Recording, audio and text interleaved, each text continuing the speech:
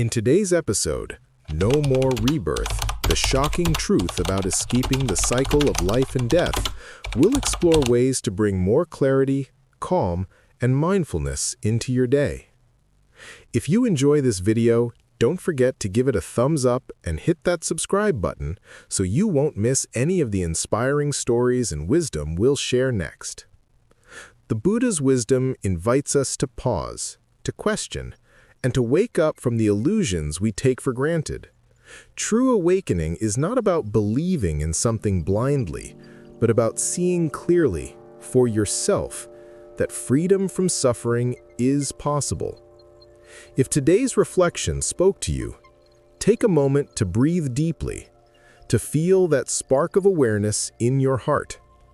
That's where the journey begins. Number 6. Clinging, craving, and subtle attachments. Have you ever noticed how even the smallest cravings can quietly control us? We often think of attachment only in terms of big things, wealth, relationships, or success. But the Buddha taught that even the most innocent desires can plant seeds for future suffering. It's not just the obvious addictions or obsessions. It's the subtle ones, like craving comfort, seeking constant approval, or replaying small grudges. These may seem harmless, but over time, they weave chains we can't easily see. The Buddha once compared this ignorance to a darkness deeper than the vast emptiness between galaxies. Think about that. We often pride ourselves on being aware, on knowing ourselves, but most of us live surrounded by attachments we've never truly examined. Like a fish that doesn't realize it's in water, we're so immersed in craving that we barely notice it's shaping every decision and every rebirth. When you take a multi-lifetime perspective, this teaching becomes even more powerful. Imagine carrying your strongest cravings with you beyond this life, like baggage you can't drop. Lifetime after lifetime, those unexamined attachments keep us circling in suffering, no matter how much wealth, status, or pleasure we gather along the way. Suddenly, letting go doesn't feel like deprivation. It feels like freedom. Here's a question to reflect on. What are the subtle cravings you hold so close that you don't even see them anymore? Maybe it's the need to be right in every argument, or a constant hunger for validation. Seeing these attachments clearly is the first step to loosening their grip. The path of letting go isn't about losing, it's about gaining something far more precious. A mind that's truly free, not just for today, but for all the lives yet to come. Number 7. The two-step strategy for true dispassion. When we hear the word dispassion, many of us instinctively think it means a life without joy, as if we're being asked to become detached or emotionless. But in Buddhism, dispassion isn't about shutting down your feelings. It's about freedom from the cravings that keep you trapped in cycles of suffering. And the Buddha gave us a profound two-step strategy to get there. The first step is jhana, or deep concentration. Imagine being able to quiet your mind so completely that you experience a bliss far beyond any worldly pleasure. It's a joy not dependent on money, relationships, or success.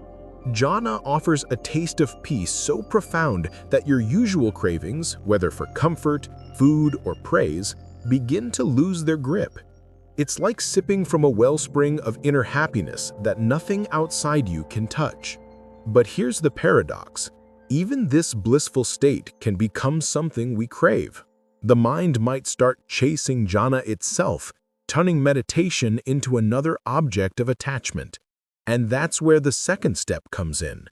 Insight into fabrication. This is where we begin to see that even the most refined states, including jhana, are temporary and constructed. They arise due to causes and conditions, just like every other experience. When you see this clearly, a powerful truth unfolds. Nothing, no matter how peaceful or beautiful, is worth clinging to. This realization isn't depressing, it's liberating. It's like learning that you've been carrying a heavy backpack your whole life, And for the first time, you realize you can set it down. Even equanimity, that state of deep balance, is something to let go of. Not because it's bad, but because real freedom lies beyond all conditioned states. Here's something to reflect on. What do you hold on to because it feels safe or comforting, even if it keeps you from true freedom? We often think of cravings only in terms of indulgence, but attachment to even noble achievements or spiritual experiences can quietly bind us. This two-step path, tasting deep inner bliss, then seeing its impermanence, guides us beyond craving entirely. It's not a path of loss. It's a journey into a freedom so profound that no external circumstance can shake it. Number 8. Ending the cycle of becoming. Let's take a moment to really consider this. Every craving, every desire, every moment of clinging is like planting a seed for another chapter of existence. We often think of life as a single story, but the Buddha taught that craving fuels an endless cycle of becoming, a chain reaction that stretches beyond this lifetime. Every time we attach ourselves to a role, a feeling, or even a sense of identity, it's like we're saying, yes, I'll come back for another round. But what if we stopped? What if we learned to see through this pattern? The Buddha explained that when passion and attachment to the 5 aggregates, form, feeling, perception, mental fabrications, and consciousness, are fully abandoned, the cycle simply ends. Consciousness no longer has a landing place. There's nothing left for it to cling to, and with that, the momentum of rebirth stops entirely. This is where Nibbana comes in, not as some distant heaven or reward, but as the ultimate freedom, the unborn, the unbecome, the unfabricated. It's not something you create, it's what remains when all craving is released. Think of it like this. Imagine being trapped in a room full of spinning doors, constantly moving from one to the next. Nibbana is stepping outside that entire building, finally seeing the sky for the first time. For many of us, this may sound abstract or far away, but consider your own life. How many times have you been caught in cycles, repeating patterns in relationships, habits, or thoughts because of a single craving you couldn't let go of? Now imagine breaking free, not just for a moment, but permanently. This is the heart of the Buddha's path, to stop running, to stop grasping, and to rest in the peace of what is beyond becoming itself. Number 9. The Buddha's teaching on the unconditioned. Imagine for a moment a reality that cannot be touched, seen, or heard, a state beyond time, beyond form, beyond even the idea of you and me. This is what the Buddha called the unconditioned, a freedom so profound that words and senses fall short of describing it. And yet, even if it cannot be captured in language, it can be experienced directly. The Buddha's own awakening was expressed in these simple yet powerful words. Birth is ended, the holy life fulfilled, the task done. There is nothing further for this world. This isn't just poetry, it's a declaration of ultimate freedom. Think about that. A life where the cycle of struggle, desire, and rebirth is finally over, not because you've escaped somewhere else, but because you've awakened to a truth that was always there. It's like waking up from a dream and realizing that the dream's troubles can no longer touch you. For most of us, our lives are constantly shaped by conditions, our upbringing, our emotions, our fears, and our cravings. Even joy often feels fragile because it depends on something, a relationship, a job, a moment of success. But the unconditioned is different. It's not built, so it can't crumble. It's not dependent, so it can't be taken away. The Buddha didn't just teach this as a theory. He showed us a path for us to experience it ourselves, through mindfulness, wisdom, and letting go. So here's the real question.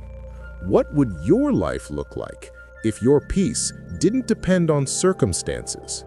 If happiness wasn't something you had to chase, but something unshakable within you? This is the heart of awakening, discovering the peace that is beyond this world, a freedom that nothing can touch. Number 10. Modern skepticism and the Buddha's response. In today's world, it's common to hear people say, "Rebirth? The unconditioned? That's beyond what humans can ever know." Many modern materialist views dismiss these teachings, seeing them as ancient myths or cultural artifacts. Some even argue that spiritual awakening is simply peace of mind and doesn't require belief in something like rebirth. But here's the fascinating thing. The Buddha anticipated these very doubts more than 2,500 years ago. Instead of demanding blind faith, he invited people to examine their own assumptions. He challenged both believers and skeptics, saying, in essence, don't just accept or reject an idea because it's comfortable. Test it. See for yourself. That's a radical message, even today. Think about this. If we assume that all reality is only what we can see or measure, aren't we limiting ourselves to a very narrow slice of existence? The Buddha's teaching was not about clinging to belief, but about directly experiencing truth. He described awakening not as an opinion or philosophy, but as a state of knowing so deep that it cuts through the very cycle of rebirth. If awakening doesn't break that cycle, he said, it isn't full awakening. This challenges us to go deeper than modern definitions of spirituality that stop at temporary calm or intellectual understanding. What if the Buddha was right? That freedom isn't just about being less stressed, but about stepping beyond the wheel of birth and death altogether. You don't have to accept this blindly. The Buddha's path is about investigation, mindfulness, and testing reality for yourself. So the question becomes, are we open to exploring truths that may lie beyond our comfort zones? Or do we cling to skepticism because it feels safer? True wisdom comes when we dare to look beyond both belief and doubt. If you'd like to keep exploring these timeless teachings, join us here. Subscribe, share this message with someone who needs it, and let's walk this path together, step by step, choice by choice, moment by moment, towards peace, clarity, and liberation.